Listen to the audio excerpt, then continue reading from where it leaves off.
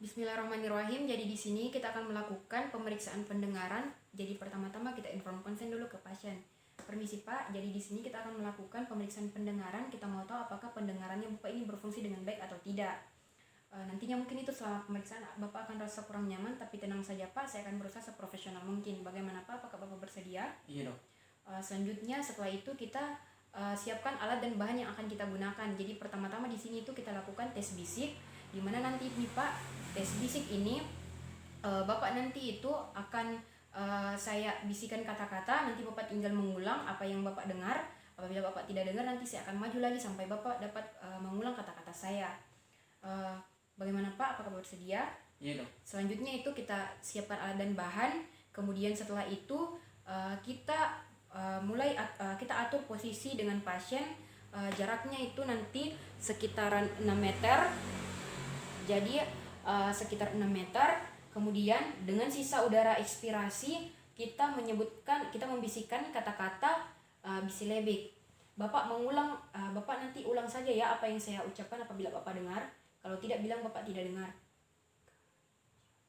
Gajah,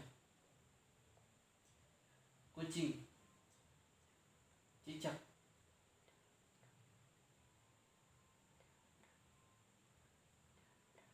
Oke, apabila pasien tidak dapat mendengar, kita maju lagi 1 meter, kemudian kita sebut lagi. darah, Oke, kita lakukan penyebutan kata-kata sampai pasien dapat menyebutkan 8 kata-kata dari 10 kata-kata yang kita ucapkan. Kemudian setelah itu kita catat dan kita interpretasikan hasilnya.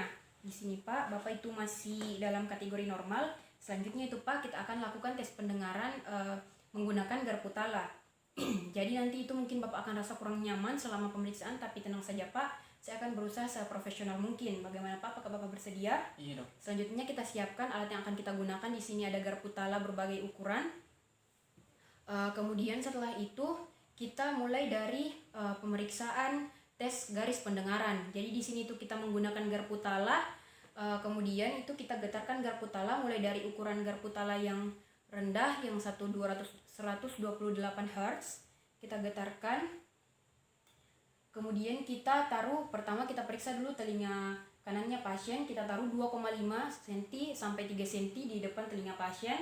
Kemudian Pak, Bapak bilang apabila Bapak mendengar suara ya Pak, Bapak silakan angkat tangan. Oke, kemudian kita lakukan ini sampai kita coba garpu tala dengan frekuensi yang tinggi sampai 2048. Kemudian kita lakukan juga hal yang sama pada telinga kiri, lalu kita catat hasilnya dan kita interpretasikan. Di sini Pak, pendengaran Bapak ini masih masuk kategori normal karena di sini tuh Bapak masih mendengar di sekitaran 512 Hz. Selanjutnya itu kita masuk ke pemeriksaan tes rina. Jadi pertama itu kita getarkan lagi garpu tala yang frekuensi 512 atau 256, kita getarkan secara lembut. Kemudian setelah itu kita taruh di planum mastoidnya pasien.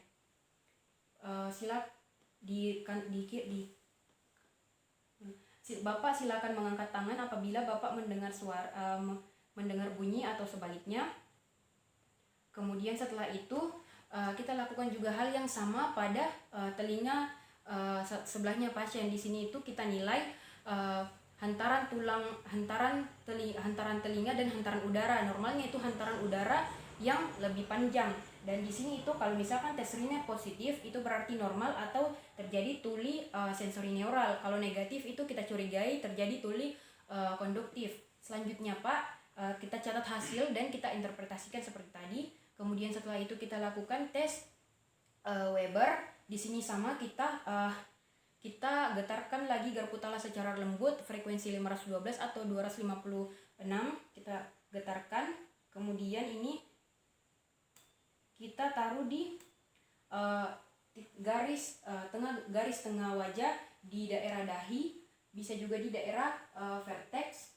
Kemudian kita tanya ke pasien, Pak, bagian mana yang lebih didengar, kanan atau kiri? Kanan.